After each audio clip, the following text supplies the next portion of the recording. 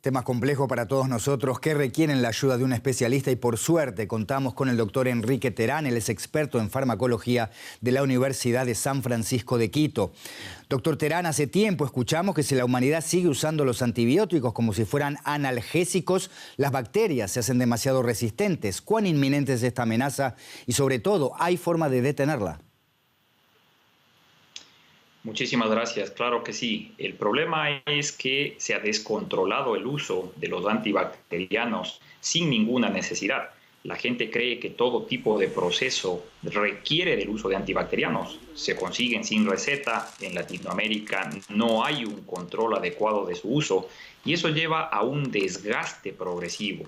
Nosotros tenemos que recordar que la automedicación, el uso sin un facultativo por detrás, lleva a que las bacterias propias del organismo aprendan a defenderse contra ese antibacteriano. Cuando entran bacterias que son nocivas, lastimosamente les avisan, les transmiten esa resistencia y hacen que perdamos nosotros la capacidad de acción, inexplicablemente. Por eso, bajo cualquier concepto, se debe controlar el uso innecesario de antibacterianos de manera indiscriminada. Cuéntenos, doctor, ¿cómo ha influido la pandemia de la COVID-19 en la evolución de estas llamadas superbacterias o viceversa?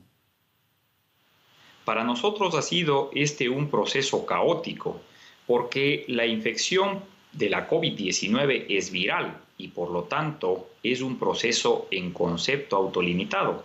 Pero claro, como genera sintomatología respiratoria, malestar, la gente cree que el uso de los antibacterianos va a generar una respuesta positiva.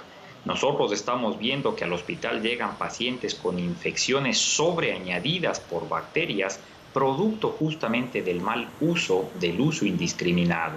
Se debe insistir en que para COVID-19 el uso de antibacterianos no es recomendado, no produce un efecto beneficioso y más bien complica la capacidad de respuesta del propio organismo y nos deja sin herramientas a nivel hospitalario cuando ese paciente llega y potencialmente pueda luego necesitar de una estrategia antibacteriana. ¿Hay alguna respuesta, al menos en ciernes, a este problema por parte de las autoridades sanitarias? Doctor, ¿está este problema en el radar de los gobiernos? Yo creo que lastimosamente los gobiernos han perdido el norte respecto a qué hacer con el uso adecuado de los antibacterianos. Es casi una constante en Latinoamérica la falta de regulación en la dispensación a nivel de farmacia de los antibacterianos. Tenemos nosotros un problema principal que es la falta de personal calificado en farmacia. Y claro, la gente acudimos a la farmacia pensando que quien está a cargo de la misma tiene preparación, tiene formación al respecto y desafortunadamente se solicita solución a nivel de la farmacia. El dependiente de la farmacia erróneamente hace entrega de antibacterianos sin control alguno. Las autoridades deben poner fin a ese proceso, deben ejercer control, deben exigir que sean productos de venta exclusivamente bajo receta médica y prescripción médica adecuada. Ahora, es imposible que las autoridades no sepan cuál es el efecto de este uso indiscriminado de los antibióticos. ¿Por qué no ponen en marcha los controles necesarios?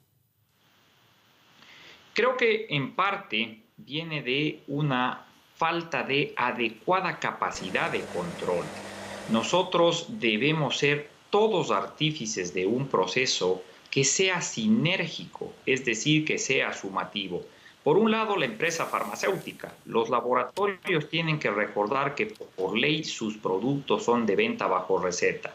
Dos, los prescriptores, los médicos, no podemos recomendar por teléfono, por mensaje, cómprese esto en la farmacia, porque no hay receta por detrás. Tres, las farmacias tienen que exigir la presentación de la receta y quedarse con la misma para evitar autocompra posterior. Ahora que estamos de moda la compra por teléfono, la compra por internet, de igual manera se tiene que recabar la receta al momento de entregar la medicación.